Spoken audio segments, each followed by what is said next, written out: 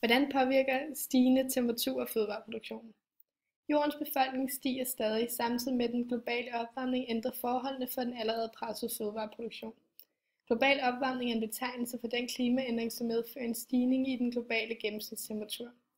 Over de seneste år har vi hørt en masse om fænomenet global opvarmning, men hvilke konsekvenser har denne opvarmning egentlig for vores produktion af fødevarer, og hvilke konsekvenser har det i f.eks. Afrika og Europa? I Danmark er landbrug et vigtigt erhverv, og Danmark er et af de vigtigste landbrugslande i verden. Husdyrproduktionen udgør en stor andel af Danmarks eksport, da svineproduktionen fylder meget. Dyrkning af korn er også en stor del af Danmarks produktion, med omkring 60% af Danmarks areal, der er dyrkningsareal. Med disse former for produktion bliver de indirekte og direkte påvirket af klimaændringerne. Gennem tiden har Danmarks fødevareproduktion undgået de fleste udfordringer. Nu er det dog hældet ind på os, og i dag ligger udfordringen i de globale klimaforandringer. Temperaturændringer og forskellige nedbørsmængder er med til at ændre fødevareproduktionen både i Danmark, men også mange andre lande. På nogle punkter vil det være forholdsvis positivt, mens på andre kan det føre i en negativ retning. Alt i alt forudsiges det, at klimaforandringerne vil flytte fødevareproduktionen fra syd mod nord i Europa. Landbrug i Danmark.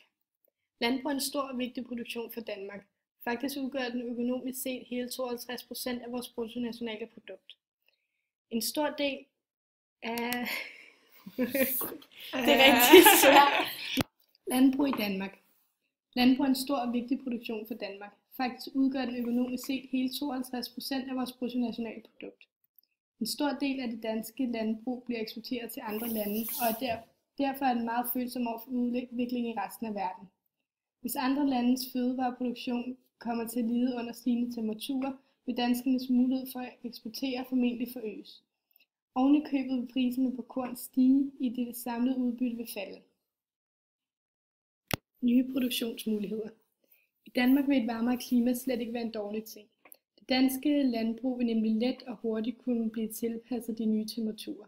Ikke andet end en ændring af afgrøder og dyrkningsmetoder vil det kræve at få produktionen til at stige. Herhjemme vil et varmere klima gøre det muligt at producere mere vin og tobak, og en afgrøde som majs vil få optimale betingelser for vækst. I Europa vil klimaforandringerne primært medføre højere temperaturer, mere og voldsommere nedbør i Nordeuropa og tørke i Sydeuropa. Den stigende temperatur, som klimaforandringerne medbringer, er ikke voldsomt stor, men stor nok til at påvirke fødevareproduktionen. Det er en stor fordel for Danmark, da man siger, at fødevareproduktionen vil flytte fra syd mod nord. De stigende temperaturer forventes også at få en positiv virkning på landbrugsproduktionen i lande, som ligger på de mellemste breddegrader.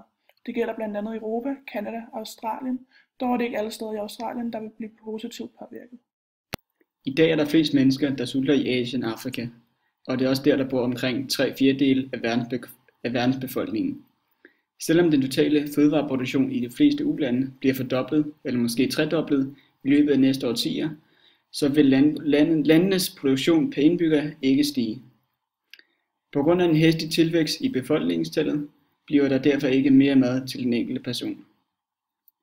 FN's klimapanel, IPCC, har fastslået, at verdens landbrugsudbytte i fremtiden vil formindske på grund af klimaændringerne, og det vil have store konsekvenser for de fattigste lande i verden, fordi de lever af en stor befolkning, og de lever af for meget landbrug.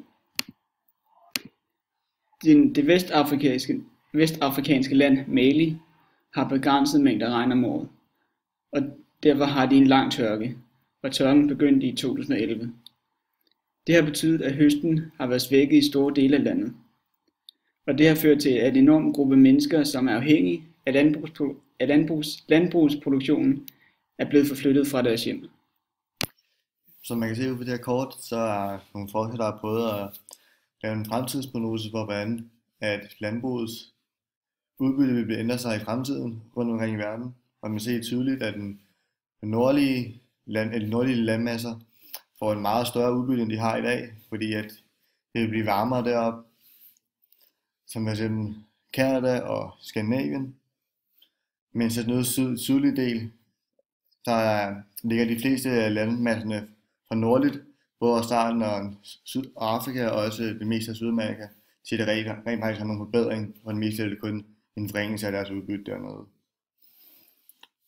Så ja, det meste af Afrika har nærmest kun en forringelse af deres udbytte af, at det bliver varmere. Og det er jo også det igen med, at de har en kæmpe befolkningstilvækst der, som gør, at de har rigtig svært ved at få skabt mad, og de er jo endnu sværere ved at gøre det i fremtiden.